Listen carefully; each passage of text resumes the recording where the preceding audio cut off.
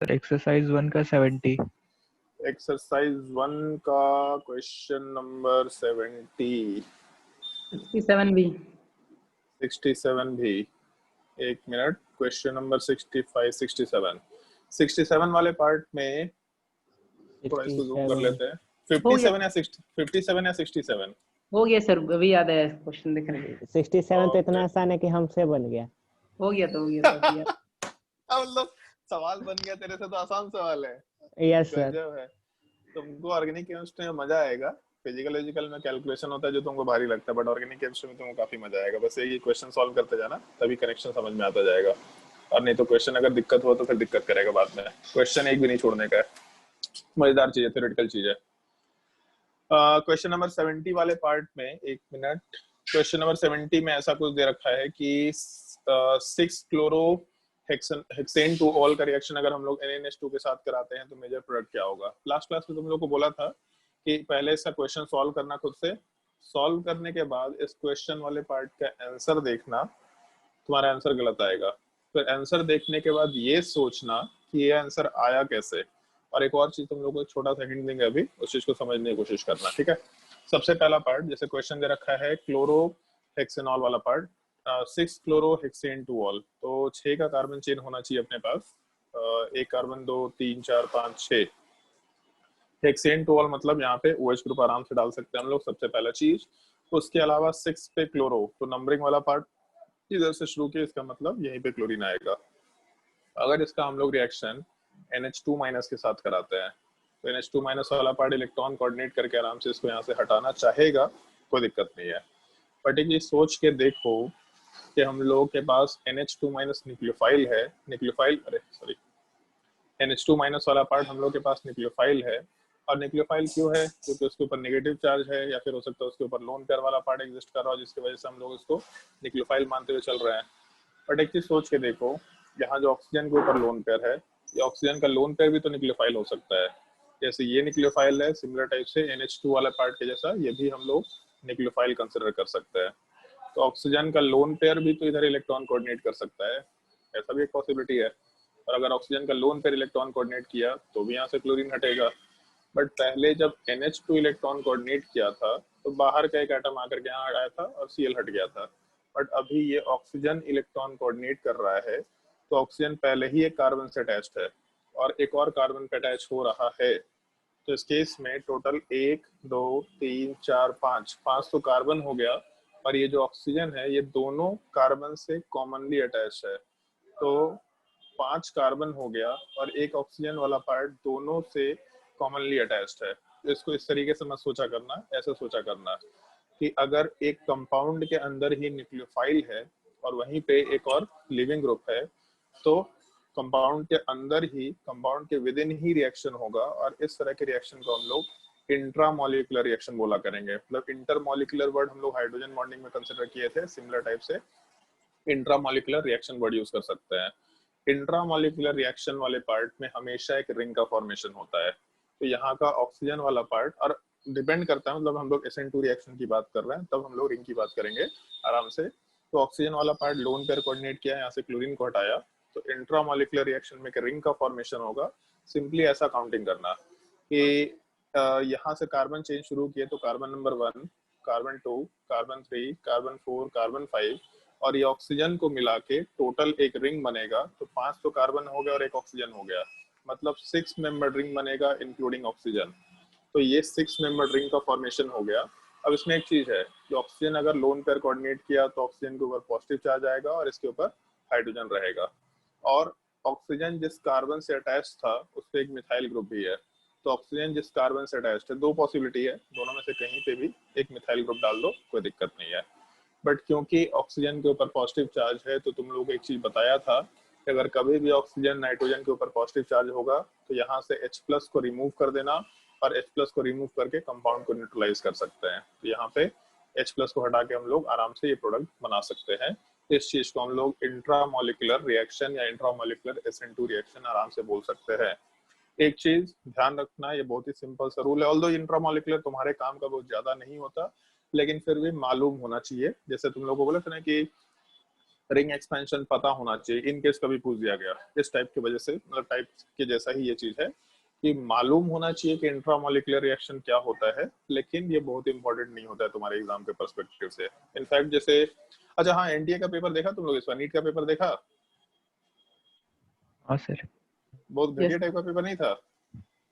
हाँ सर था तो इस बार मालूम पड़ रहा है कितना आसान पेपर हो सकता है। इनफैक्ट लास्ट ईयर भी पहली बार एनटीए लास्ट ईयर पेपर वो किया था, कंडक्ट कराया था। इस बार सेकंड टाइम पेपर कंडक्ट कराया था।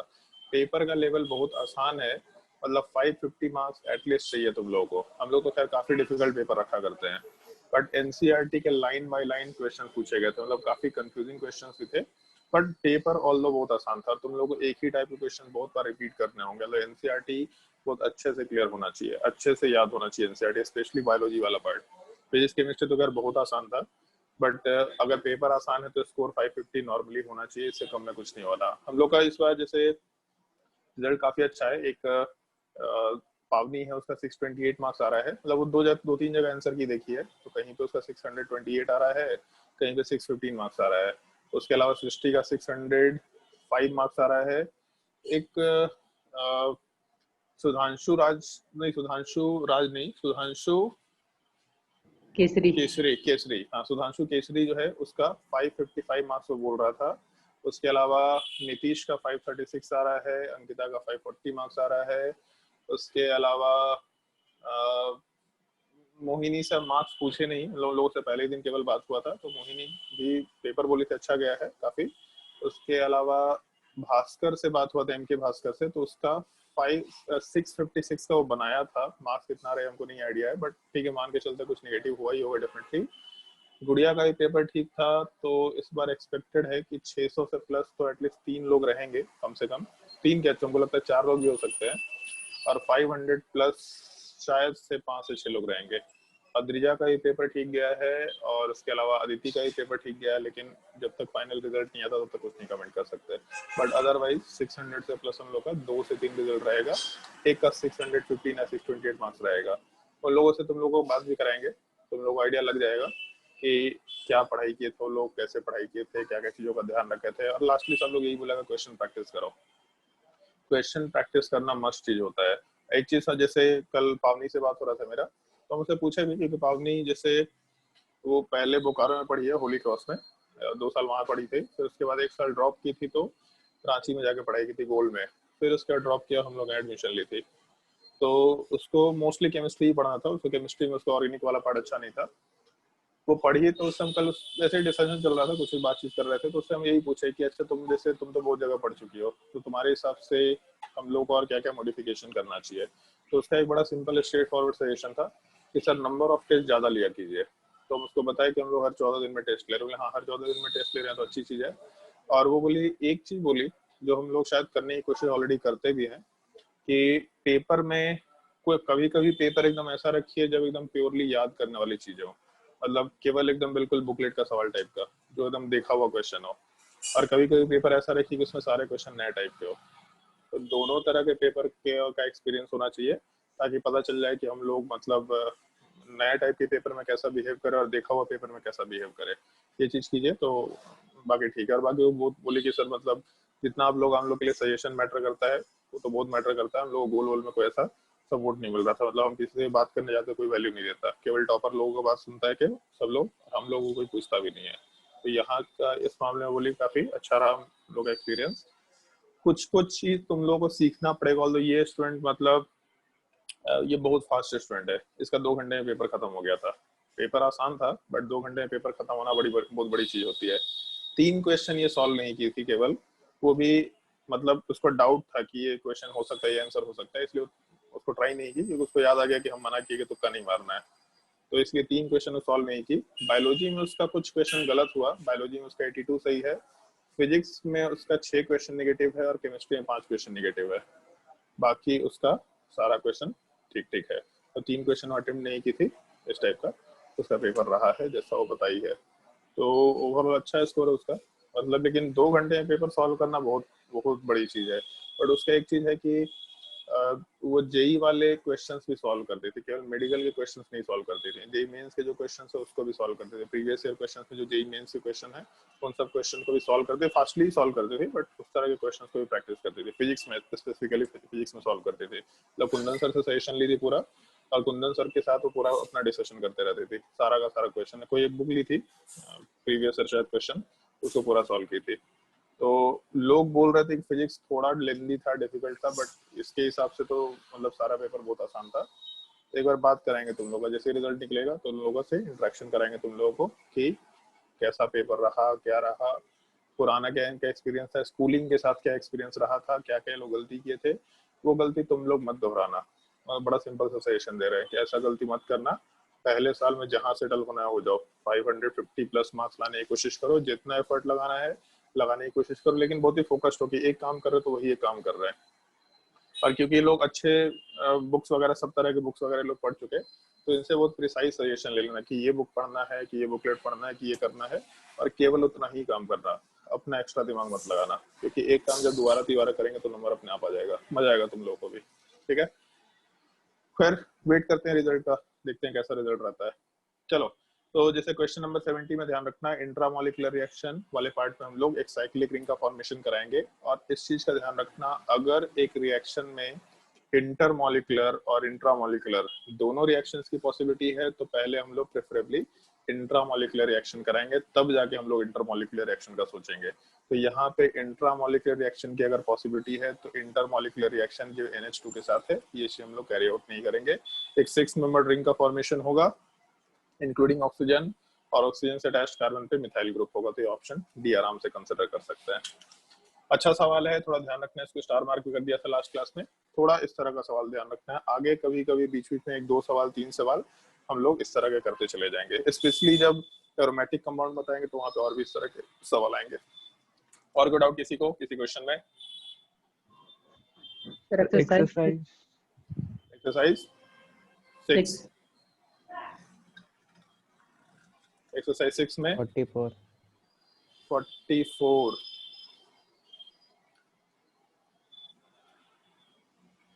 chlorine is most reactive towards NaOH in CH3Cl। Answer अगर 4 दिया है इसमें। नहीं, आंसर 4 नहीं लिखेंगे हम लोग, एक्चुअल में इसका रिएक्टिविटी बराबर होता है। अगर NaOH लेकर के चल रहे हैं हम लोग तो यही ऑप्शन लेके चलेंगे। अगर यहाँ पे एक्वस दे रखा होगा तब हम लोग फोर्थ ऑप्शन लेके चल सकते हैं। जैसे हम लोग स्टेरिक हिंड्रेंस का फैक्टर लेते तो है, बट स्टेरिक हिंड्रेंस का भी जो फैक्टर हम लोग कंसिडर करते हैं उसमें एक एक्स्ट्रा फैक्टर आता है, ये हम लोग आगे SN2 की रिएक्टिविटी में डिस्कशन करेंगे भी, कि बेंजीन के ऊपर अगर CH2 और Cl है तो इसका रिएक्टिविटी मिथाइल हैलाइड के एग्जैक्टली बराबर होता है। ऐसा एक ऑर्डर है जो हम लोग को डिस्कस करना होता है। वैसे ये NCERT में दे नहीं रखा, बट मालूम होना चाहिए कि ऐसा ऑर्डर होता है SN2 में, बहुत ही स्पेसिफिक टाइप का चीज है। जब हम लोग का अल्कोहल फिनॉल ईथर खत्म हो जाएगा, मतलब SN1 SN2 E1 E2 alcohol phenol ether सब खत्म हो जाएगा, तब ये ऑर्डर हम लिखवाएंगे ताकि स्पेसिफिकली ये चीज तुम लोग याद रहे। तो चलो ठीक है, एक्वस मान करके हम लोग ये ऑप्शन ले सकते हैं, बट अदरवाइज मतलब ऐसा नहीं है कि यहाँ पे हम लोग फोर्थ ऑप्शन आंसर करेंगे। SN2 के रिएक्टिविटी में हम लोग CH3Cl का रिएक्टिविटी बेंजीन वाले पार्ट, मतलब इसको बेंजाइलिक हैलाइड बोल सकते हैं हम लोग। बेंजाइल का मतलब बेंजीन से अटैच्ड कार्बन, इसको बेंजाइल कार्बन बोलते हैं। इसके ऊपर अगर हम लोग का Cl है, इस चीज को बेंजाइलिक हैलाइड बोल सकते हैं, जिसका रिएक्टिविटी मिथाइल हैलाइड के बराबर होता है। तो आंसर ए होना चाहिए, बट कहीं मेंशन नहीं किया है कि SN1 है SN2 है, मेंशन करेगा सवाल में डेफिनेटली, केवल मोस्ट रिएक्टिव पूछ लिया है। तो अगर SN2 है तो बराबर रिएक्टिविटी, और अगर SN1 है तो डेफिनेटली नीचे वाले पार्ट का रिएक्टिविटी ज्यादा होगा, इसलिए ऑप्शन 4 दिया है। बट मतलब ठीक है, थोड़ा इसमें एक्वस होना चाहिए वर्ड, अगर एक्वस होगा तो हम लोग ज्यादा बेटर समझ पाएंगे इस सवाल को। और कोई डाउट? 35 नंबर, क्वेश्चन नंबर 35 में the compound used as refrigerant. अरे भाई इतना घटिया सवाल पूछेगा जी, बचपन में नहीं सुनते हैं इस चीज को। फिर वो 36 है। अच्छा सॉरी, अच्छा ब्यूटेन ब्यूटेनो नाइट्राइल वाला पार्ट दे रखा है, तो ब्यूटेन नाइट्राइल होना चाहिए ना, ब्यूटेनो नाइट्राइल तो कुछ नहीं होता। ब्यूटेन नाइट्राइल का स्ट्रक्चर होगा ऐसा, C ट्रिपल बॉन्ड C वाले पार्ट से जस्ट पहले 3 कार्बन, 1 2 3 और टोटल मिला के 4 का कार्बन चेन, मतलब ब्यूटेन नाइट्राइल कंसिडर कर सकते हैं। तो जो ब्यूटेन नाइट्राइल वाले पार्ट का फॉर्मेशन करना है उस केस में हम लोगों का एक तो CN वाला पार्ट हो गया, जैसे ऑप्शन के हिसाब से बात करते हैं, प्रोपाइल अल्कोहल विद KCN। तो प्रोपाइल अल्कोहल का मतलब हो गया कि हम लोग ये OH लेके चल रहे हैं, इसका रिएक्शन KCN के साथ करा रहे हैं, तो यहाँ से CN माइनस मिलेगा। बट OH माइनस अच्छा लिविंग ग्रुप होता नहीं है, तो यहाँ पर रिएक्शन हो नहीं सकता, मतलब ये रिएक्शन अपने काम का नहीं है। दूसरा हम लोग ब्यूटाइल अल्कोहल लेके चलते हैं, तो ब्यूटाइल अल्कोहल में भी फिर यहाँ पे ब्यूटाइल अल्कोहल OH वाला पार्ट अच्छा लिविंग ग्रुप नहीं है, तो रिएक्शन नहीं हो पाएगा। ब्यूटाइल क्लोराइड अगर लेके चले तो ब्यूटाइल क्लोराइड वाले पार्ट में 1 2 3 4 और इसके ऊपर एक क्लोरीन लेके चले, इसका रिएक्शन CN माइनस के साथ कराए, इलेक्ट्रॉन कोऑर्डिनेट करके अगर यहाँ को इसको हटाया तो टोटल मिला के 4 कार्बन और एक CN का 5 कार्बन, मतलब पेंटेन नाइट्राइल का फॉर्मेशन होगा, ब्यूटेन नाइट्राइल का फॉर्मेशन नहीं हो रहा। तो ये वाला आंसर नहीं हो सकता। और प्रोपाइल क्लोराइड अगर लेके चलते हैं तो हम लोग के पास 3 का कार्बन चेन, एक क्लोरीन, अगर CN के साथ इसका रिएक्शन कराते हैं तो टोटल 4 का कार्बन चेन बनेगा इंक्लूडिंग CN। तो इस केस में हम लोग का ब्यूटेन नाइट्राइल बन जाएगा। ऑप्शन 4 आंसर होना चाहिए ऑप्शन क्वेश्चन नंबर 35 में। और कोई डाउट?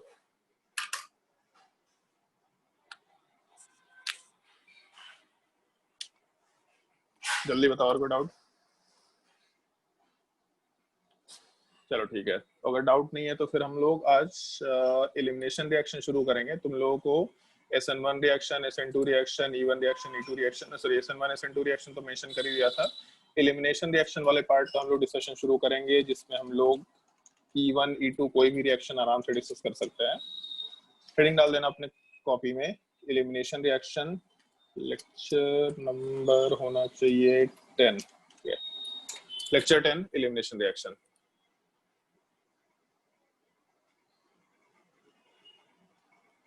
चलो ध्यान दो, अगर हम लोग एलिमिनेशन रिएक्शन वाले पार्ट की बात करें तो उसके इसमें एलिमिनेशन रिएक्शन वाले पार्ट में भी हम लोग नॉर्मली एक चीज कंसिडर करते हुए काम करते हैं। जैसे हम लोगों का वहाँ पे रिएक्शन था SN1 रिएक्शन, SN2 रिएक्शन और एक और SNI रिएक्शन मेंशन किया था। सिमिलर टाइप से यहाँ पे भी हम लोग 3-4 टाइप के एलिमिनेशन रिएक्शंस की बात कर सकते हैं, जिसमें से 3 अपने को पढ़ना है, E1 एलिमिनेशन, E2 एलिमिनेशन और E1 CV एलिमिनेशन। ये 3 एलिमिनेशन वाले पार्ट ऐसे हैं जो हम लोगों को डिस्कस करना होता है। इन सब चीजों का डिस्कशन जरूरी होता है हम लोगों के लिए।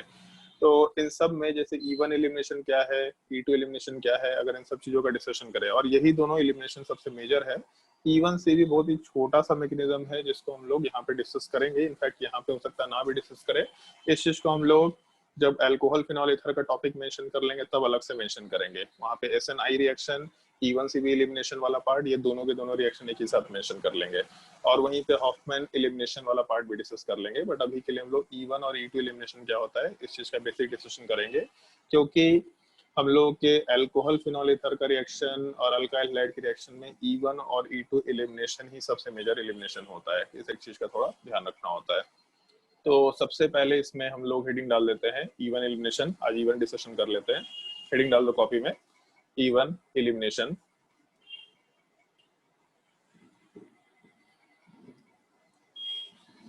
और कुछ थियोरेटिकल पॉइंट्स है, पहले उन थियोरेटिकल पॉइंट्स का ध्यान रखने का है अपने को, जिसमें सबसे पहला पॉइंट लिख सकते हैं कॉम्प्लेक्स रिएक्शन।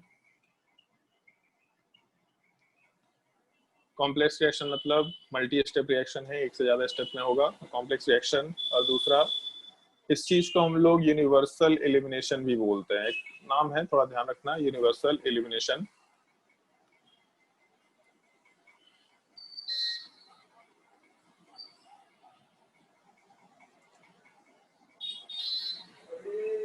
फिर उसके बाद तीसरा पॉइंट हम लोग डिस्कशन करेंगे अगर, तो तीसरे पॉइंट हम लोग ये मेंशन कर सकते हैं कि कार्बोकैटायन फॉर्मेशन टेक्स प्लेस।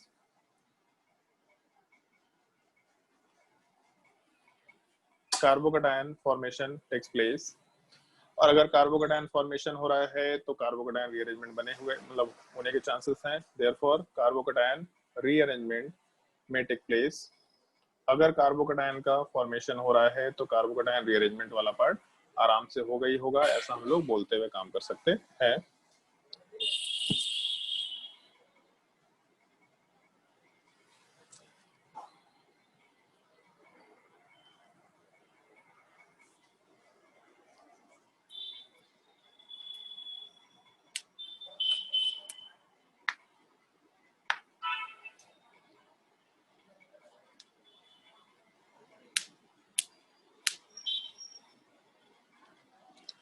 और इसके बाद फिर हम लोग रिएक्शन वाले पार्ट की बात कर सकते हैं। पहले हम लोग रिएक्शन मेंशन करेंगे और रिएक्शन मेंशन करने के बाद पहले उसका रिएक्शन मैकेनिज्म वाला पार्ट।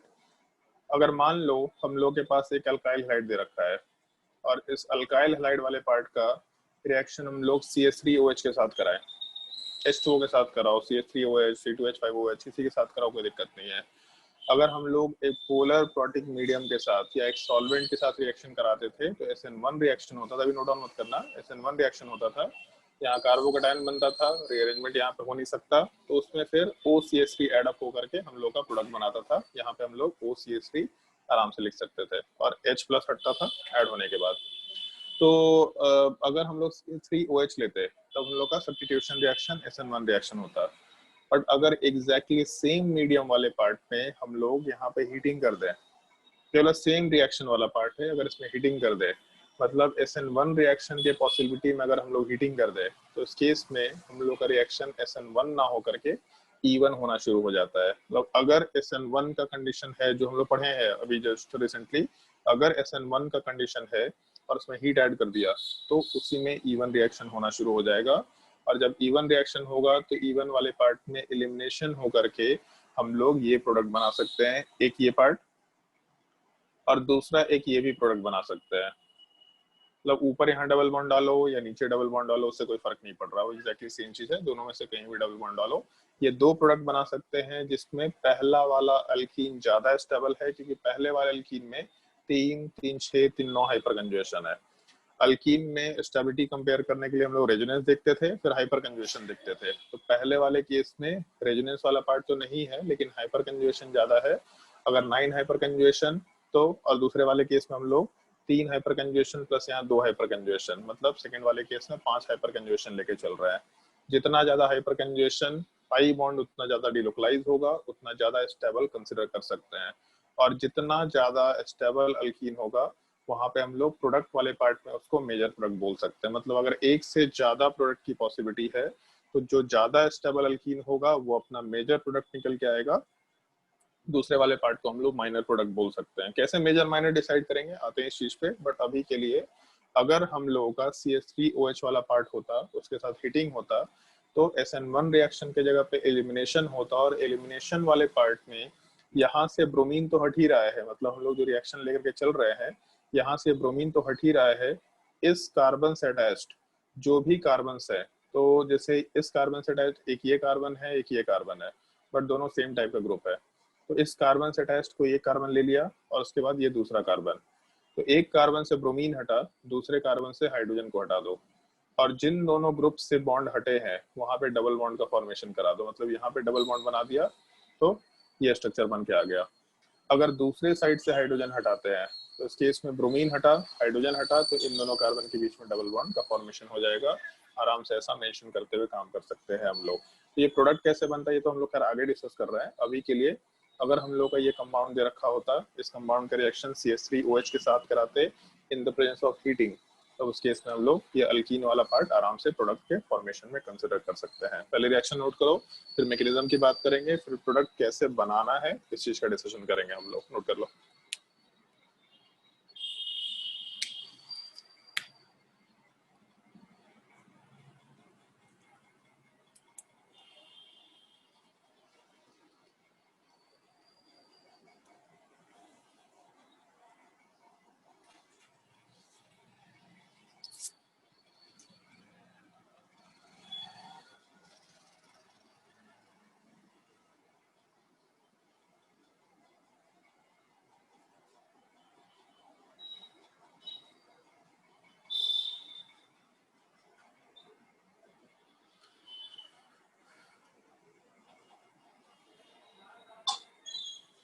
चलो ध्यान दो, अगर हम लोग रिएक्शन वाले पार्ट को कंसिडर करना शुरू करें, जैसे मान लो कि यहाँ पे ब्रोमीन दे रखा, तो जैसे SN1 रिएक्शन होता था एग्जैक्टली सेम स्टेप यहाँ पे होता है। SN1 रिएक्शन में सबसे पहले हम लोग का हेलोजन वाला पार्ट हटता था, यहाँ पे भी हेलोजन हटेगा।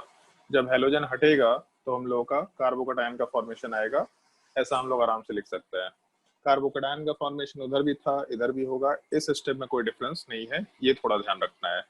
एक बार कार्बोकेटायन का फॉर्मेशन हो गया तो कार्बोकेटायन के फॉर्मेशन होने के बाद हम लोग का जो न्यूक्लियोफाइल था वो न्यूक्लियोफाइल नॉर्मली इस कार्बोकेटायन के ऊपर इलेक्ट्रॉन कोऑर्डिनेट करता था, लेकिन न्यूक्लियोफाइल वाला पार्ट एक बेस भी तो होता है। हम लोग ये पहले भी डिस्कस कर चुके हैं कि न्यूक्लियोफाइल और बेस में लोन पेयर या नेगेटिव चार्ज ही देने की टेंडेंसी होती है।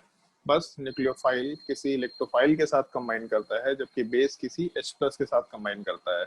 तो जो हम लोग के मीडियम में ये CH3OH है, ये हीटिंग के प्रेजेंस में बेस के जैसा बिहेव करेगा, और उसमें भी थोड़ा वीक बेस के जैसा ही बिहेव करेगा, क्योंकि न्यूट्रल है तो वीक बेस वैसे भी है। ये वीक बेस वाला पार्ट, और बेस का मतलब बताया था जो H+ के साथ कंबाइन करेगा। सेम कंपाउंड है, लेकिन पहले न्यूक्लियोफाइल था क्योंकि कार्बोकेटायन से कंबाइन किया, अभी वही चीज बेस बन गया है।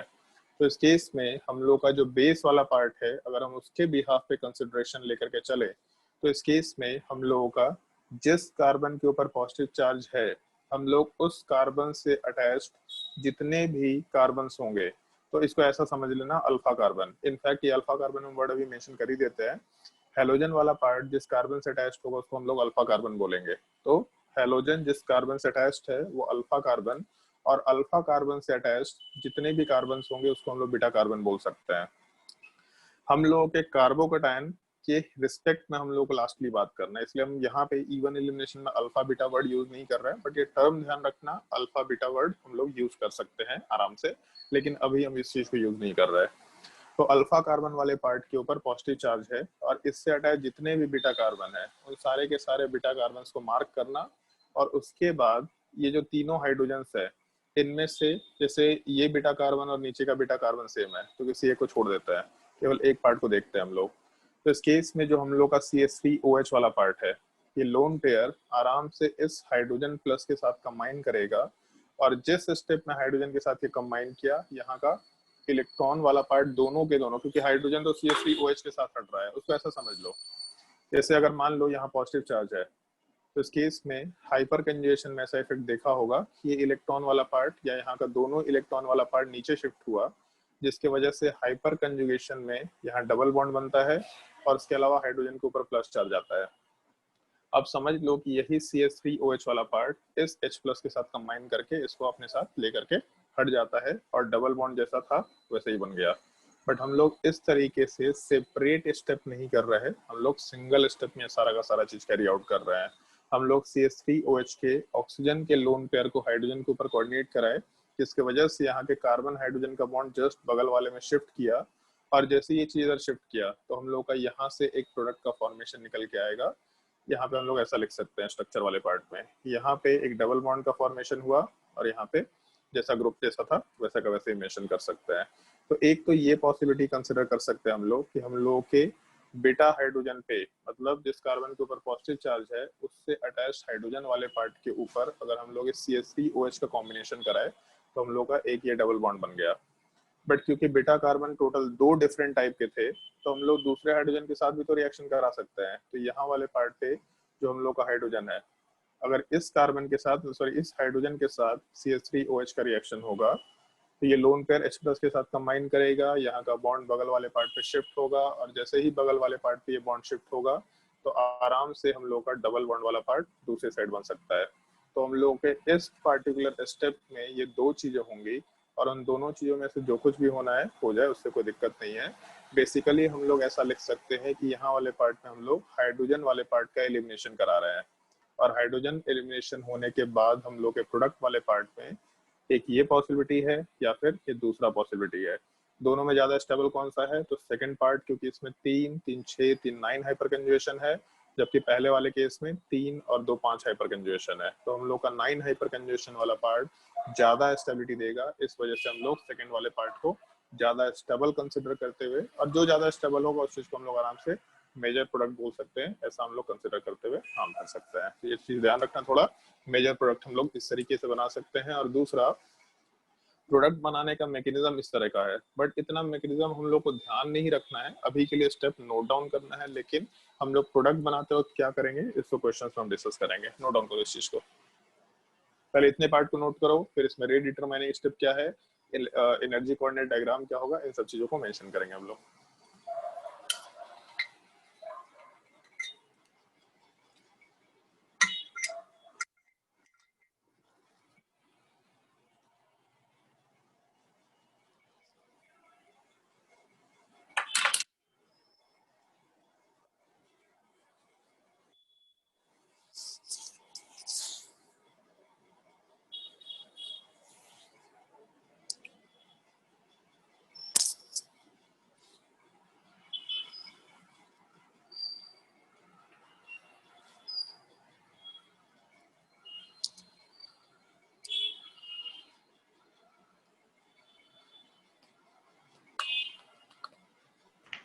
सर वहाँ पर H क्या लिखे हैं? Hydrogen elimination, H elimination, ELIM elimination का वर्ड।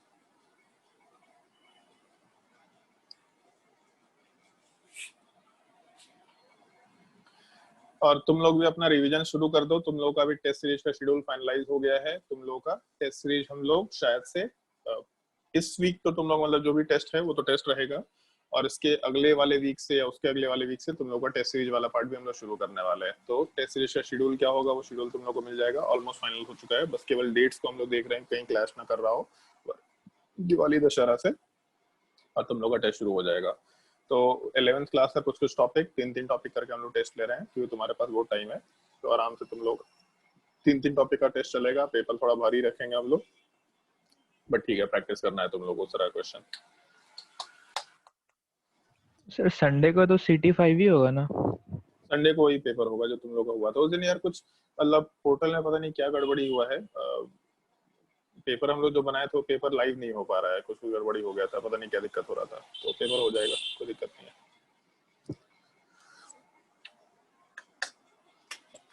हम लोग इतना पेपर ले रहे हैं ना, मतलब हम लोग बहुत ज्यादा पेपर ले रहे हैं। इतना पेपर हम लोग बनाए जा रहे हैं अभी तक। बहुत सारे हम लोग प्रैक्टिस पेपर क्रिएट कर चुके हैं। हम लोग लगता है कि टोटल 4 मंथ के ड्यूरेशन में हम लोग अप्रोक्सीमेटली 1700-1800 वीडियोस अपलोड कर चुके हैं यूट्यूब पे। और उसके अलावा टोटल 1000 के अराउंड प्रैक्टिस टेस्ट हम लोग क्रिएट कर चुके हैं। मतलब हम लोग अपने तरफ से क्रिएट कर चुके हैं। स्टूडेंट लोग तो अपना प्रैक्टिस करते ही रहता है, बट हम लोग भी क्रिएट कर चुके हैं इतने सारे प्रैक्टिस टेस्ट।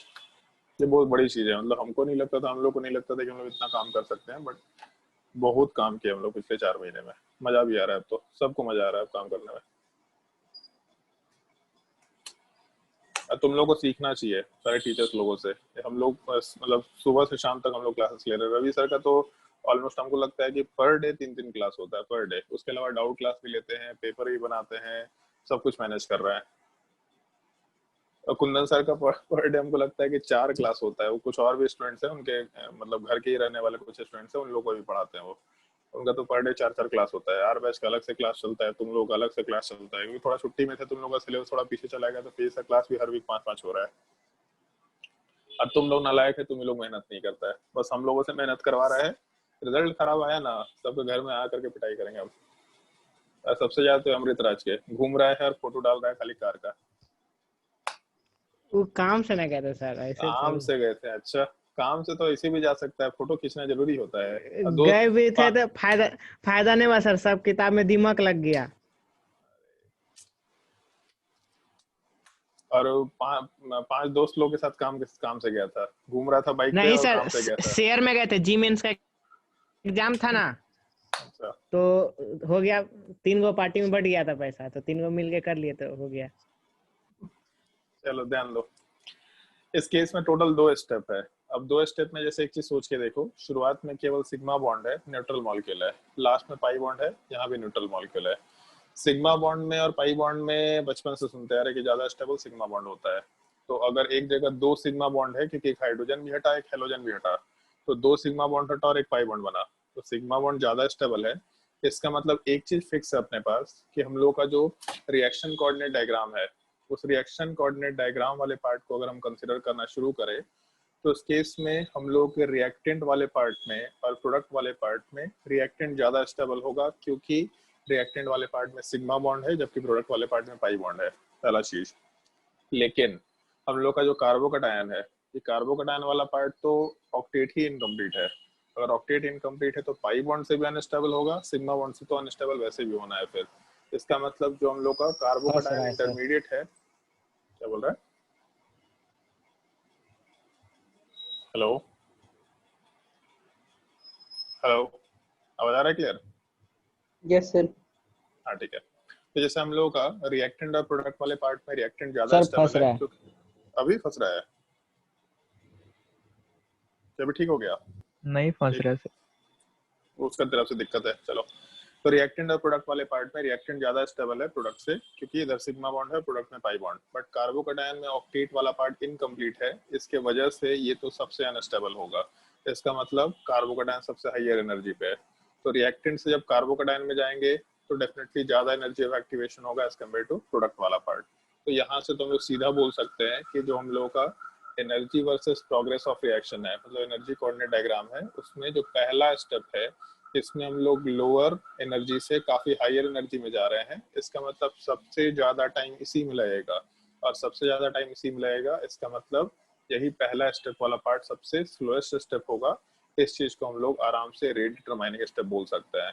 जितने भी रिएक्शन मैकेनिज्म हम लोग डिस्कस करेंगे, हर एक पार्ट में रेट डिटरमाइनिंग स्टेप का आइडिया हमेशा होना चाहिए, क्योंकि थ्योरेटिकली ये पॉइंट ध्यान में रखना होता है रिएक्टिविटी को कंपेयर करने के लिए।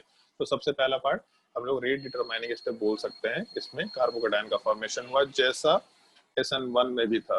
हाइड्रोजन एलिमिनेशन वाले पार्ट में रेट डिटरमाइनिंग स्टेप से कोई लेना देना नहीं है हम लोगों को। नोट कर लो इस चीज को, पहले रेट डिटरमाइनिंग स्टेप मेंशन कर लो इस चीज को, और उसके बाद नीचे ये डायग्राम मेंशन कर लो।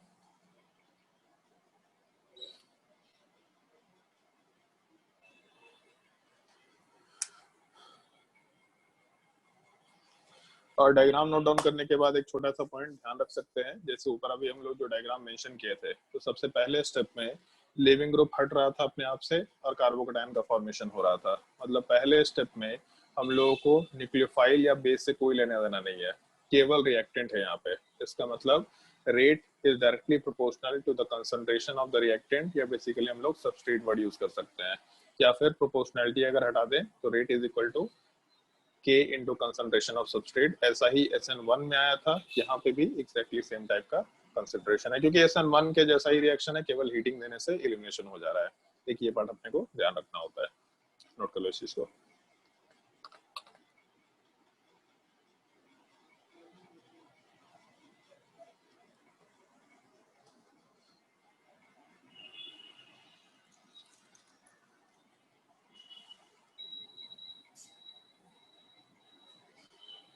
और इसको नोट करने के बाद दो पॉइंट्स हैं जिनका हम लोग को थोड़ा ध्यान रखना होगा, जिसमें से सबसे पहला पॉइंट ये चीज, carbocation formation takes place.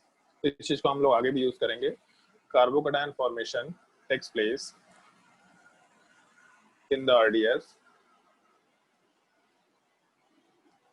therefore ये SN1 में भी आया था, therefore more stable carbocation, higher rate of E1 elimination। Carbocation formation हो रहा है रेट डिटरमाइनिंग स्टेप वाले पार्ट में, इसीलिए जितना स्टेबल कार्बोकैटायन होगा हम लोग के एलिमिनेशन का रेट उतना ही हाई निकल के आएगा। सबसे पहला कंसिडरेशन तो ये लेके चलना है अपने को। बट इसके बाद हम लोग एक और पॉइंट कंसिडर कर सकते हैं, जो हम लोग के प्रोडक्ट के स्टेबिलिटी वाले पार्ट से रिलेटेड था, और इस पॉइंट को थोड़ा एक्स्ट्रा ध्यान रखना। यहाँ पे हम लोग एक छोटा सा रूल भी मेंशन करेंगे। बेसिकली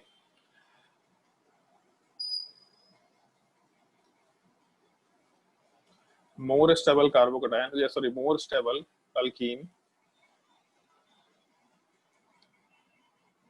और ब्रैकेट में लिख लेना मोर स्टेबल अल्कीन ब्रैकेट में from the most stable carbocation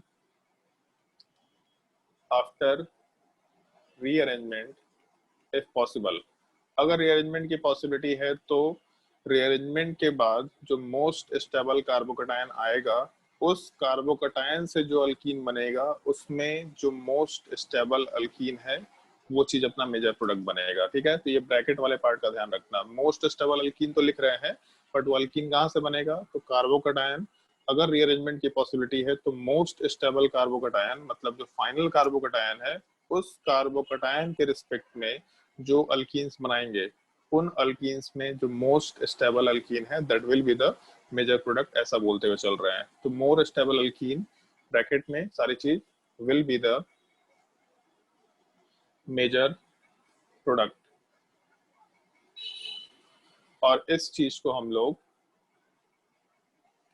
सैजेफ्स rule भी बोला करते हैं। ये वर्ड थोड़ा ध्यान रखना। इनफैक्ट जैसे कोई भी स्टैंडर्ड बुक अगर पढ़ेंगे तो स्टैंडर्ड बुक में सैजेफ वर्ड नहीं मेंशन किया हुआ रहता है, वहाँ जैसेफ रूल बोला जाता है।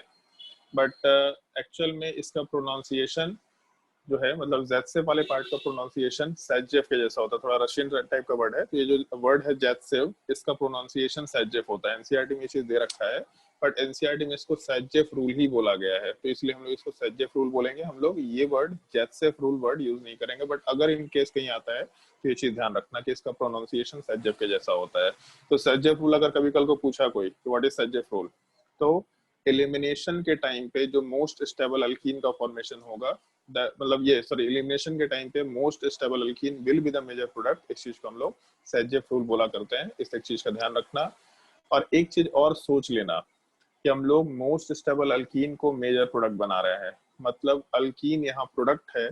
तो अगर हम लोग अल्कीन के प्रिपरेशन के रिएक्शंस की बात करें तो किसी भी रिएक्शन में जो प्रोडक्ट है वो इसी का तो हम लोग प्रिपरेशन करते हैं, मतलब अल्कीन के प्रिपरेशन के लिए हम लोग इन रिएक्शंस की बात कर सकते हैं। और ज्यादा प्रिसाइजली ऐसा बोल सकते हैं कि सबसे पहले हम लोगों का हेलोजन हटा फिर हम लोग का हाइड्रोजन हटा।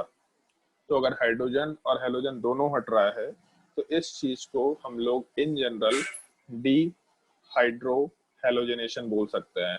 हेलोजन सॉरी हाइड्रोजन भी हट रहा है और हेलोजन भी हट रहा है, तो डी वर्ड हटने के लिए लग गया हाइड्रो हेलोजनेशन। हाइड्रोजन हेलोजन दोनों के रिमूवल के हम लोग मेंशन कर सकते हैं आराम से।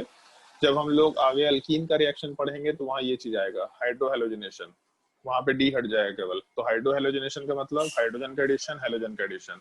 तो हाइड्रो हेलोजनेशन वाला पार्ट हम लोग के हाइड्रोजन हेलोजन दोनों के एडिशन को लेकर के है। डी हाइड्रो हेलोजनेशन मतलब हाइड्रोजन हाइड्रोजन दोनों को हम लोग रिमूव करके काम कर रहे हैं। तो ये पॉइंट ध्यान रखना। मोस्ट स्टेबल अल्कीन से जो मेजर प्रोडक्ट बनेगा उस चीज को हम लोग हमें सॉरी मोस्ट स्टेबल अल्कीन जो कि मोस्ट स्टेबल कार्बोकैटायन से निकल के आएगा that will be the major product, that is called as Saytzeff rule. और इसके अलावा एक पॉइंट हम लोग स्टीरियो केमिस्ट्री का डिस्कस करेंगे जो हम थोड़ा आगे डिस्कस करेंगे। उससे पहले हम लोग कुछ factors affecting rate of reaction वाले पार्ट की बात करेंगे आराम से। तो इसके जस्ट नीचे मेंशन कर देना अपना heading factors affecting E2 elimination, even sorry even elimination, factors affecting even elimination, the rate of even elimination।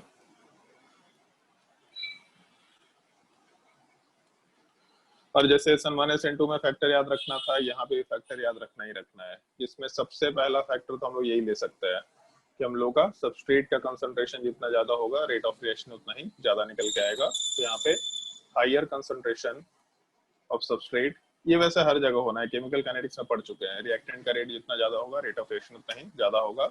Higher concentration of substrate higher rate of E1।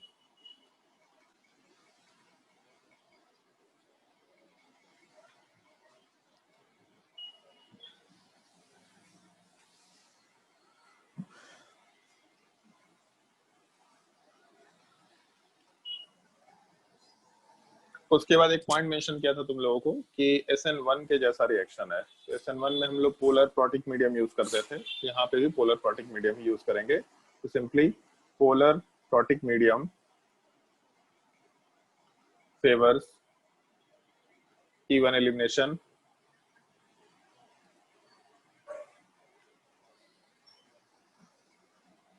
polar protic medium favors even elimination.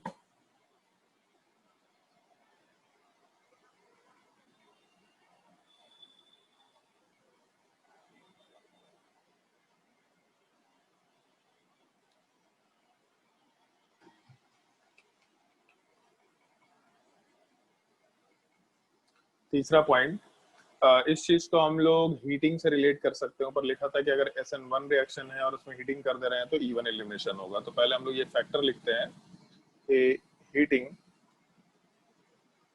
Favours even elimination,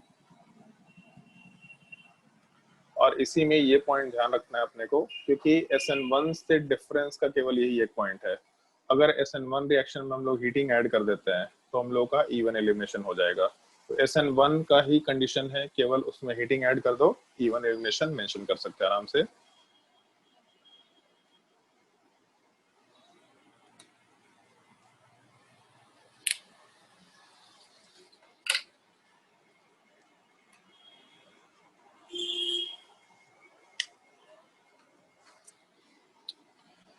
उसके बाद चौथा factor जो अपने को ध्यान रखना है, ये डिपेंड करेगा लिविंग ग्रुप वाले पार्ट के ऊपर। तो अपने रेट डिटरमाइनिंग स्टेप वाले पार्ट में हम लोग का लिविंग ग्रुप हट रहा था, तो जितना अच्छा लिविंग ग्रुप उतना तेजी से हटेगा, उतना ज्यादा रेट ऑफ रिएक्शन होगा, पहला चीज।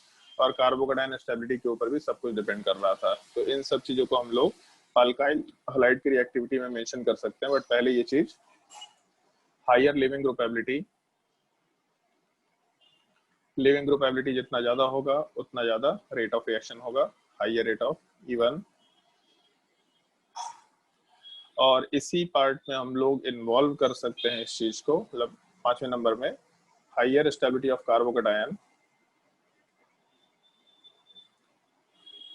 तो उस केस में हम लोग का रेट ऑफ इवन रिएक्शन उतना ही हायर होगा, जितना स्टेबल कार्बोकेटायन उतना ज्यादा रेट ऑफ इवन रिएक्शन।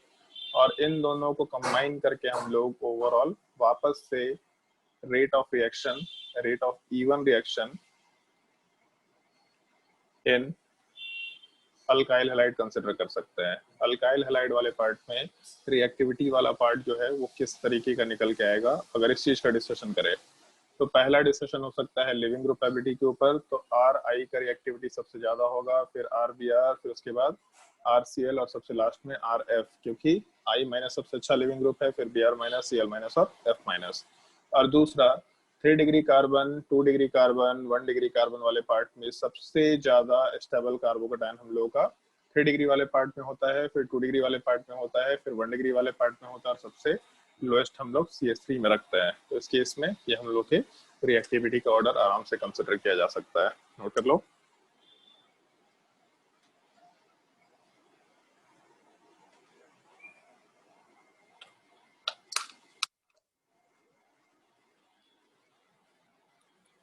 वैसे एक चीज है कि इवन एलिमिनेशन का सबसे स्टैंडर्ड रिएक्शन डिहाइड्रोहेलोजिनेशन नहीं होता, डिहाइड्रेशन रिएक्शन होता है, वाटर का removal.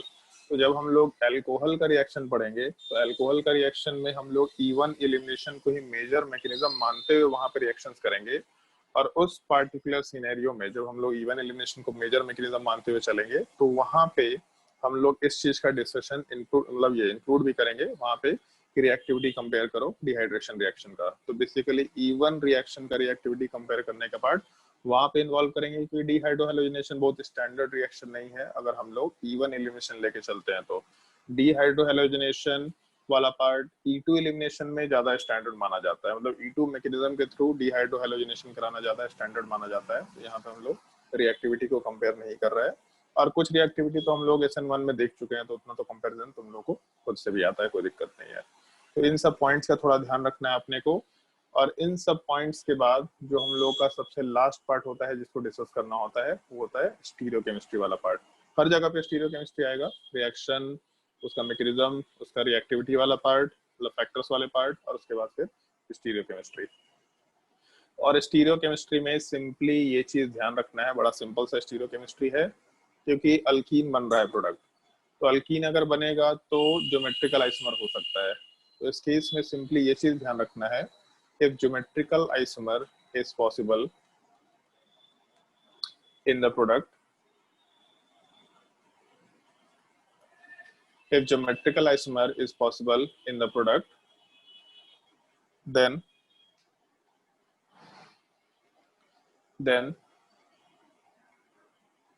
bulkier group on the opposite direction का मतलब हम लोग ट्रांस टाइप के स्ट्रक्चर की बात कर रहे हैं। बेसिकली बड़े ग्रुप जितने ज्यादा डिस्टेंस पे हो उतना ज्यादा स्टेबल होता है। Bulkier group on the opposite direction will be more stable and hence the major product.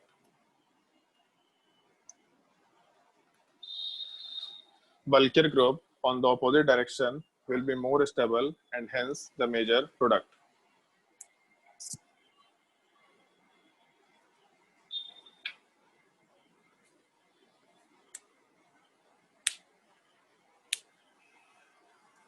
अगर ज्योमेट्रिकल आइसोमर पॉसिबल है तो ज्योमेट्रिकल आइसोमर के पॉसिबिलिटी में सिंपली हम लोग इस चीज का ध्यान रखना है कि ज्योमेट्रिकल आइसोमर में सिस ट्रांस में ट्रांस ज्यादा स्टेबल होता है। ट्रांस क्यों ज्यादा स्टेबल होता है? क्योंकि बड़े ग्रुप अपोजिट डायरेक्शन में कम वैन डर वाल रिपल्शन रखते हैं। तो हम लोगों का सिमिलर कंसिडरेशन यहाँ पे है। सिस ट्रांस वर्ड यूज नहीं कर रहे क्योंकि उसके लिए हाइड्रोजन या सिमिलर ग्रुप होना जरूरी है। अगर सिमिलर ग्रुप नहीं हुआ तो बड़े groups on the opposite carbon will be the major product. और क्यों ऐसा है? क्योंकि ज्यादा स्टेबल होता है। ये स्टीरियोकेमिस्ट्री का बड़ा सिंपल सा कंसिडरेशन है जो हम लोगों को इवन एलिमिनेशन में कंसिडर करना होता है। क्वेश्चन वाले पार्ट पे आते हैं। Find the products. और इसमें एक चीज ध्यान रखना, अगर कुछ मेंशन नहीं किया तो मेजर प्रोडक्ट वाला पार्ट निकालना है।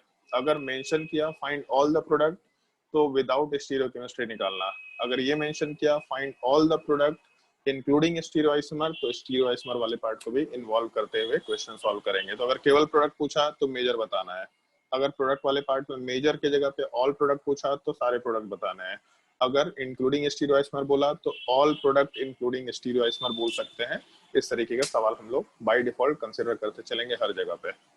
तो फाइंड द प्रोडक्ट में सबसे पहला सवाल अगर सॉल्व करना है, मान लो यही सवाल लेते हैं, सिंपल सा सवाल लेके चल रहे हैं। मान लो इसका रिएक्शन हम लोग CH3OH के साथ करें in the presence of heating. तो अल्काइल हैलाइड है, CH3OH वाले पार्ट के साथ SN1 रिएक्शन होना चाहिए, लेकिन हीटिंग दे रखा है, इसका मतलब इवन एलिमिनेशन होगा। कैसे प्रोडक्ट बनाना है हम इस चीज को अभी बता रहे हैं। तुम लोग एक दो एग्जांपल्स में सीखो, उसके बाद प्रोडक्ट बनाना है। तो सबसे पहला पार्ट हम लोग यहाँ से जो ब्रोमीन दे रखा एजम्पशन लेंगे, यहाँ से हटा पॉजिटिव चार्ज बना। फिर ये चेक करना कि पॉजिटिव चार्ज का रीअरेंजमेंट हो सकता है कि नहीं हो सकता है। तो रीअरेंजमेंट नहीं हो सकता। अगर रीअरेंजमेंट नहीं हो सकता तो जिस कार्बन के ऊपर पॉजिटिव चार्ज है उसके जस्ट बगल वाले कार्बन के हाइड्रोजन को कंसिडर करना। अगर राइट साइड का हाइड्रोजन हटेगा तो यहाँ डबल बॉन्ड बनेगा। अगर लेफ्ट साइड का हाइड्रोजन हटेगा तो लेफ्ट साइड के साइड में हाइड्रोजन मतलब सॉरी डबल बॉन्ड बनेगा।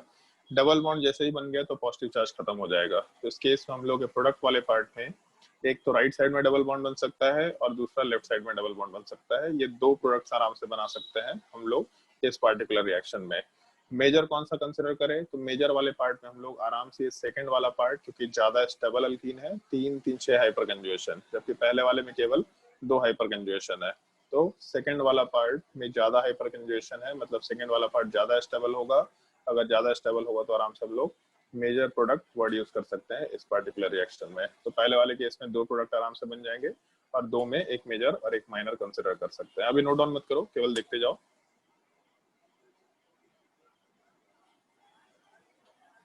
मान लो ये कंपाउंड दे रखा और इसका रिएक्शन हम लोग H2O के साथ कराते हैं in the presence of heating. सवाल में मेजर बोला है तो हम लोग मेजर ही बात कर रहे हैं, बट अभी के लिए जैसे अगर कंसिडर करें इस चीज को, तो सबसे पहले H2O के साथ अल्काइल हैलाइड SN1 रिएक्शन करता है, बट हीटिंग दे रखा मतलब इवन एलिमिनेशन होगा। सबसे पहला काम कार्बोकैटायन बनाओ। तो जिस कार्बन के ऊपर ब्रोमीन दे रखा वहां पॉजिटिव चार्ज बनेगा, कार्बोकैटायन बन गया। कार्बोकैटायन रीअरेंजमेंट की पॉसिबिलिटी है, तो यहाँ पे 2 डिग्री कार्बन के जस्ट बगल में 4 डिग्री कार्बन है। इसका मतलब कार्बोकैटायन रीअरेंजमेंट की पॉसिबिलिटी है, ऐसा कंसिडर कर सकते हैं हम लोग। तो इस केस में कोई एक मिथाइल ग्रुप बगल वाले कार्बन पे शिफ्ट होगा, पॉजिटिव चार्ज बगल वाले पर जाएगा। इसका मतलब आराम से मिथाइल शिफ्ट कंसिडर कर सकते हैं। और अगर मिथाइल शिफ्ट कंसिडर कर लिए तो पॉजिटिव चार्ज यहाँ बन गया। और क्योंकि मेजर बनाना है तो बाकी प्रोडक्ट की हम लोग बात नहीं करेंगे। आगे एक क्वेश्चन सॉल्व करेंगे जिसमें सारे प्रोडक्ट्स बनाएंगे हम लोग, सारे पॉसिबल प्रोडक्ट्स बनाएंगे। कार्बोकैटायन जहाँ गया, अब ये पार्ट हम लोग का सबसे ज्यादा स्टेबल कार्बोकैटायन है। इसके बाद हम लोग फर्दर कोई रीअरेंजमेंट नहीं करा सकते। तो इस कार्बन से अटैच जिसके ऊपर पॉजिटिव चार्ज है उससे अटैच टोटल 3 कार्बन हैं।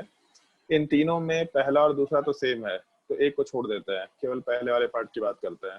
तो यहाँ से जो हाइड्रोजन है अगर उसको हटाए तो इधर डबल बॉन्ड बनेगा, और अगर दूसरे के हाइड्रोजन को हटाए तो दूसरी जगह डबल बॉन्ड बनेगा। इसका मतलब प्रोडक्ट वाले पार्ट में एक तो ये प्रोडक्ट बन सकता है और दूसरा एक ये भी प्रोडक्ट बन सकता है। मतलब टोटल 2 प्रोडक्ट्स की पॉसिबिलिटी है, ऐसा हम लोग कंसिडर करते हुए चल रहे हैं।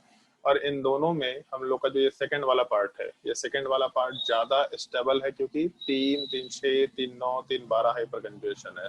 तो ये प्रोडक्ट सबसे ज्यादा स्टेबल है, इसका मतलब अपना मेजर प्रोडक्ट निकल के आएगा, ऐसा हम लोग आराम से बोल सकते हैं। तो हम लोग के सेकंड वाले केस में ये मेजर प्रोडक्ट निकल के आ गया, ये चीज बोला जा सकता है। नोट कर लो पहले ये दोनों रिएक्शन, और अगर कोई डाउट होगा तो पूछ लेना।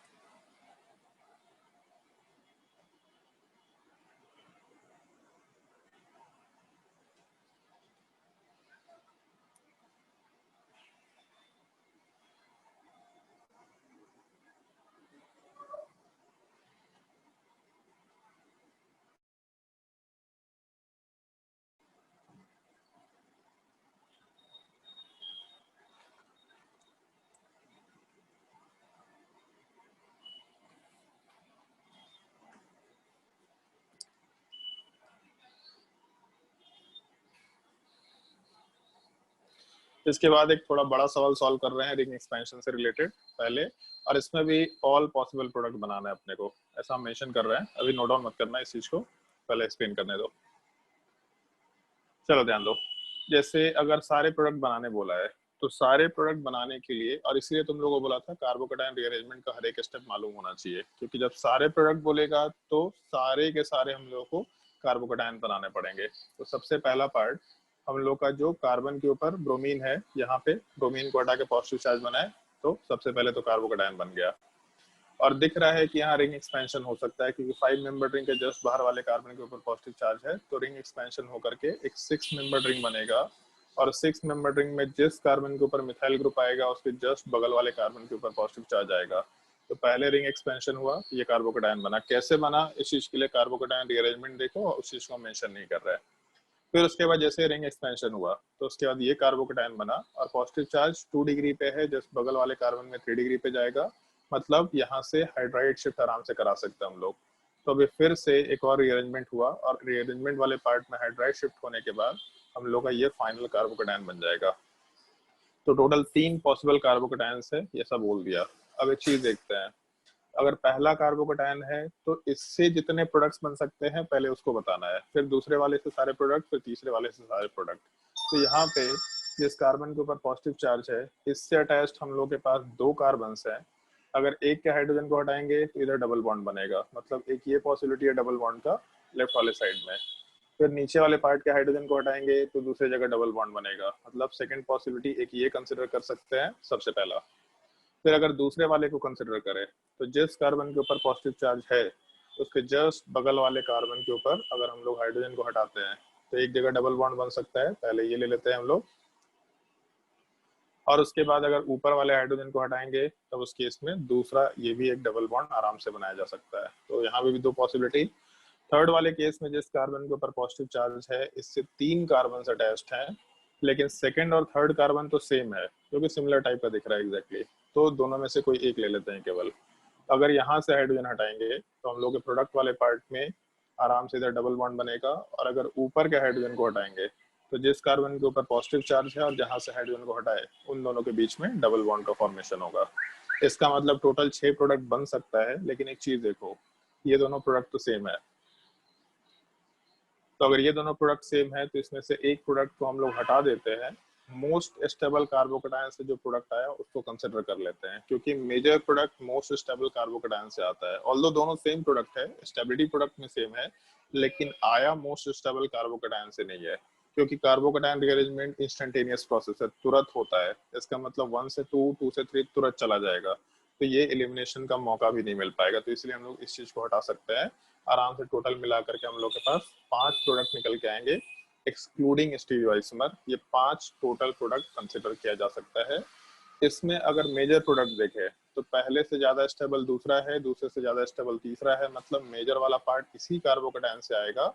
और इसमें 2 अल्कीन्स है, इन दोनों अल्कीन में अगर हम लोग मेजर प्रोडक्ट कंसिडर करना शुरू करें, मतलब मोस्ट स्टेबल प्रोडक्ट, तो हम लोग का ये पहला वाला पार्ट ज्यादा स्टेबल है, क्योंकि इस पहले वाले पार्ट में 2 hyper conjugation, 2 4 hyper conjugation, 3 7 hyper conjugation, जबकि दूसरे वाले केस में केवल 4 हाइपर कंजुगेशन है।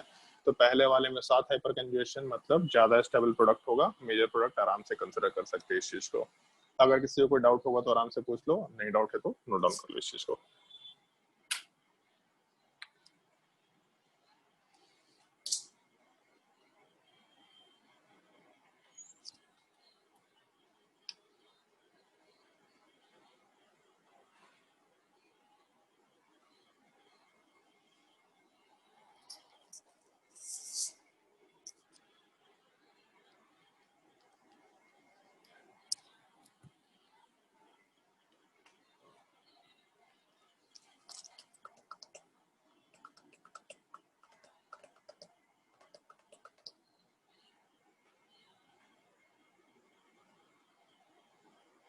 तुम लोग का नेक्स्ट क्लास कब है इसके बाद?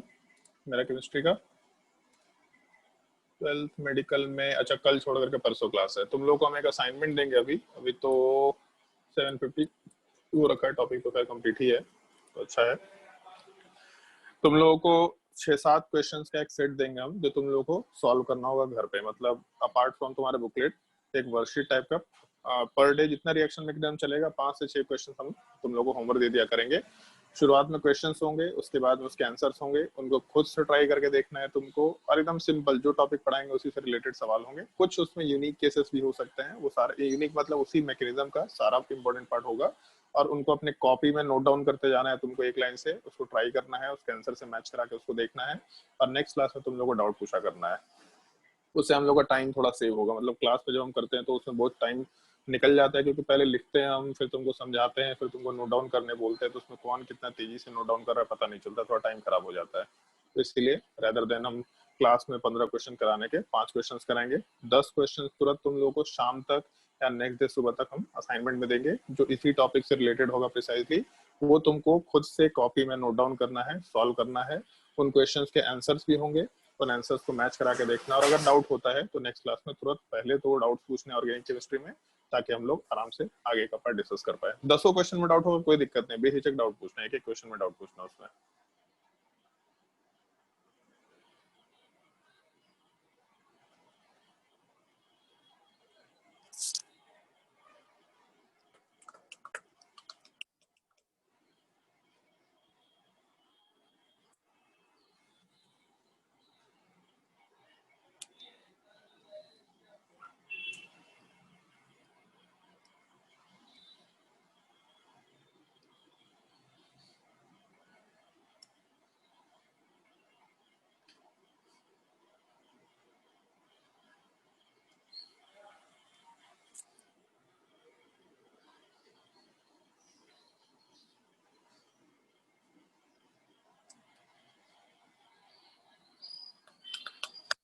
1, 2 और 3 नंबर वाले क्वेश्चंस में अगर किसी को कोई डाउट है तो आराम से पूछ लो। 1, 2, 3 किसी को कोई भी डाउट है तो।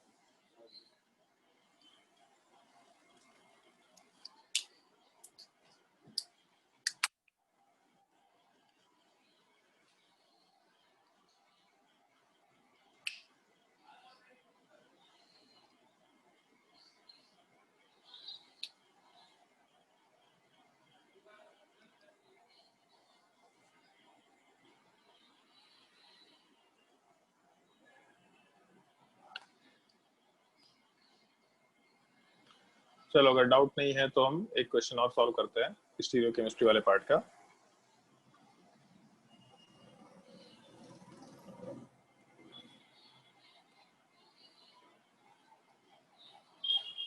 इस सवाल में बोला है total number of products including stereoisomer, और जब भी इंक्लूडिंग स्टीरियोआइसोमर बोलेंगे तो उसमें मेजर तो बताना ही बताना है। मेजर मतलब हर जगह पे बताना है अपने को। तो अगर इस सवाल को सॉल्व करेंगे तो सबसे पहला पार्ट, जिस कार्बन के ऊपर हम लोगों का ब्रोमीन वाला पार्ट है उसको तो हम लोग ऐसे ही हटा सकते हैं, और जब उसको हटाएंगे तो हम लोगों का यहाँ वाले पार्ट में पॉजिटिव चार्ज आएगा। जिस कार्बन के ऊपर पॉजिटिव चार्ज आया उससे अटैच्ड कार्बन को देखना है, बट बेंजीन रिंग वाले पार्ट में हम लोग का कोई कार्बन एग्जिस्ट नहीं करता है, तो इधर साइड किसी काम का चीज नहीं रह गया। दूसरे वाले साइड से अगर हाइड्रोजन को हटाते हैं तो आराम से यहाँ डबल बॉन्ड बन सकता है। मतलब इस केस में केवल एक ही जगह से हाइड्रोजन हटाने की पॉसिबिलिटी है, तो आराम से हम लोग के बेंजीन रिंग से अटैच्ड कार्बन के ऊपर हाइड्रोजन, तो उसके जस्ट बगल वाले कार्बन पे डबल बॉन्ड बनेगा, CH कंसिडर कर सकते हैं। तो एक ही प्रोडक्ट बन रहा है, पर ये प्रोडक्ट वाला पार्ट ज्योमेट्रिकल आइसोमर शो कर सकता है क्योंकि डबल बॉन्ड प्रेजेंट है, और इधर कार्बन पे H और PH दो अलग ग्रुप, और दूसरे साइड में भी कार्बन पे H और CH3 दो अलग ग्रुप है। मतलब कंपाउंड वाले पार्ट में ज्योमेट्रिकल आइसोमर पॉसिबल है, ऐसा आराम से बोल सकते हैं। और अगर ज्योमेट्रिकल आइसोमर पॉसिबल है तो इस केस में एक पॉसिबिलिटी ये कि कार्बन के ऊपर बेंजीन रिंग और H राइट साइड वाले पार्ट में CH3 PH के साइड हो जाए, और या फिर अपोजिट हो जाए। तो एक तो ये स्ट्रक्चर जहाँ पे PH के सामने CH3 है, PH के सेम साइड में CH3 है, और दूसरे वाले केस में हम लोग PH के अपोजिट साइड में CH3 डाल दें, तो बल्कियर ग्रुप वाला पार्ट सेम साइड में रहेगा, तो रिपल्शन का फैक्टर ज्यादा होगा, मतलब ये लेस स्टेबल होगा। जबकि bulkier group on the opposite side, ये पार्ट लेस रिपल्शन मतलब ज्यादा स्टेबल, तो इस चीज को हम लोग ज्यादा स्टेबल कंसिडर करेंगे। और अगर ज्यादा स्टेबल कंसिडर करेंगे तो आराम से मेजर प्रोडक्ट के लिए कंसिडर कर सकते हैं इस चीज को। तो एक ही प्रोडक्ट बन रहा था, तो उसमें स्टीरियोआइसोमरिज्म में दो स्टीरियोआइसोमर से और दो स्टीरियोआइसोमर वाले पार्ट में मेजर प्रोडक्ट अपना ट्रांस वाला स्ट्रक्चर बन गया, ऐसा हम लोग आराम से बोल सकते हैं। नोट कर लो इस सवाल को, और इस सवाल में अगर कोई डाउट है तो पूछ लो, अगर डाउट नहीं है तो फिर आज के लिए क्लास यहाँ पे एंड करेंगे। और कुछ क्वेश्चंस का असाइनमेंट तुमको 6 से 7 क्वेश्चंस का, या फिर हो सकता है 10 क्वेश्चन का, मेरे मन पे है जितने क्वेश्चंस का असाइनमेंट हम देंगे तो उसको तुमको ट्राई आउट करना है। और नेक्स्ट क्लास में कोई भी डाउट होगा उन सारे क्वेश्चंस में तो आराम से सबसे पहले वो डाउट पूछेंगे। असाइनमेंट आज हम तुमको रात में 11 या 12 बजे तक मैसेज कर देंगे, थोड़ा ध्यान रखना है इस चीज का। अगर मैसेज नहीं आता तो एक बार मैसेज ड्रॉप भी कर देना कि सर असाइनमेंट नहीं आया, बट आज हम मैसेज कर देंगे तुम लोग के ग्रुप में। और जैसे ही तुम्हारे टेलीग्राम चैनल पे मैसेज करे कि तुम्हारा डीपीपी अपलोड हो चुका है तो तुमको डीपीपी सॉल्व करना। और डीपीपी में क्लास 11th के टॉपिक्स, क्लास 12th के टॉपिक्स, मतलब क्लास 12th का जो करंट टॉपिक चल रहा है मोस्टली वो चीज रहेगा, और क्लास 11th का टॉपिक रहेगा। इनफैक्ट हम ऐसा सोच रहे हैं कि इसमें तुम लोगों को मेंशन भी कर दे कि जैसे मोल कंसेप्ट एटॉमिक स्ट्रक्चर है तो इन दोनों टॉपिक्स का क्वेश्चन है, ताकि पहले से मेंटली प्रिपेयर्ड रहे कि मोल कंसेप्ट और एटॉमिक स्ट्रक्चर का क्वेश्चन होना है, तो उसका कॉपी लेके या उसका बुक लेकर के भी बैठ सकते हैं, कोई दिक्कत नहीं है। मतलब बेसिकली फॉर्मूला देखना है, क्वेश्चन सॉल्व करना है, फॉर्मूला देखना है, क्वेश्चन सॉल्व करना है, और प्रैक्टिस से रिलेटेड चीज है कि वो सब टॉपिक्स कितना याद है। इनफैक्ट ऐसा भी कर सकते हैं कि अगर तुमको पहले से मालूम है कि ये टॉपिक से क्वेश्चन आने वाले हैं या डीपीपी में ये टॉपिक्स होने वाला है, तो पहले फॉर्मूला देख लो और उसको याद कर लो और तुरंत उस चीज को प्रैक्टिस करो। लेकिन विद इन 1 डे ये चीज करना ही करना है तुम लोगों को, ताकि तुम लोगों का पुराना टॉपिक रिवाइज होना शुरू हो जाए।